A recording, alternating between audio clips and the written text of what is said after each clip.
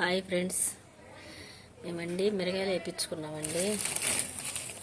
కారం పట్టించుకుంటాయి. సాంబార్ కర్రీ ఎండాకాలం కదండి, ఇప్పుడే కారం పట్టించుకుంటే బాగుంటుందని 3 కిలోలు మిరగాయలు తీసుకున్నామండి సాంబార్ కారంలోకి. ఇంటి దగ్గర ఉండాలి. ఈరోజు మంగళవారం సెలవు అండి నాది.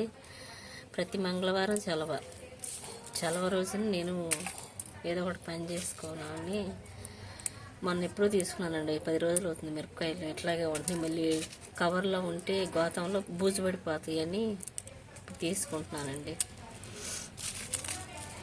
ఇప్పుడే కదండి మిరగాయలు పచ్చళ్ళు అన్నీ పట్టించుకునేది ఎండాకాలం.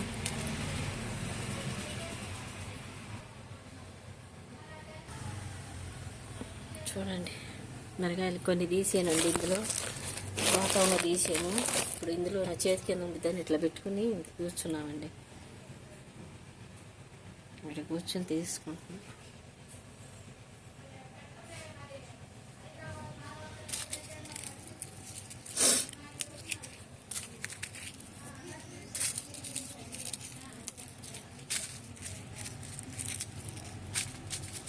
ప్రతి ఒక్కరు చేసుకోవాలి కదండి మనకి.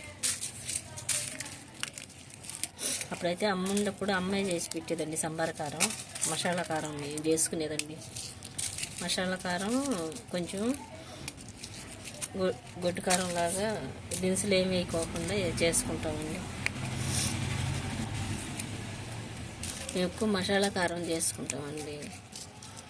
ధనియాలు, మెంతులు, ఆవాలు, జీలకర్ర అన్నీ వేసి లెక్క ప్రకారం, కరివేపాకు, ఉప్పు, అవధం అన్నీ వేసుకుంటామండి. మీలో ఎంతమంది ఎట్లా అండి పచ్చళ్ళు బట్టి కారాలు పట్టించుకునేది? మేమైతే సంవత్సరానికి సరిపోని పట్టించుకుంటామండి. కాయలు చూడండి ఎట్లా ఉండేవి, బాగున్నాయి.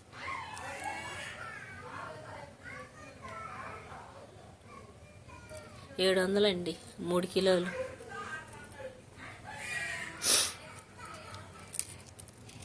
వేరే వాళ్ళు తీసుకుంటుంటే తీసుకున్నామండి 3 కిలోలు. కూర బాగా వస్తుందండి, అలవాటు పోయింది. అప్పుడైతే మిర్చి యార్డ్లోకి వెళ్ళేవాళ్ళమి, గుంటూరు మిర్చి యార్డ్లోకి. ఇప్పుడు అలవాటు పోయి డ్యూటీకి వెళ్తున్నాం కదండి, అలవాటు పోయి ఒక రకంగా ఉంది. అది కాక ఎండాకాలం గాలి ఇట్లేదు, తిక్కగా ఉంది. మీరు ఎంతమంది ఇట్లా పచ్చళ్ళు పెట్టి మిరగాయలు ఇట్లా అని తీసుకుంటారో కామెంట్ బాక్స్లో పెట్టండి. లైక్ చేసి, షేర్ చేసి, సబ్స్క్రైబ్ చేయండి. మా వీడియోలు ఫుల్గా చూడండి.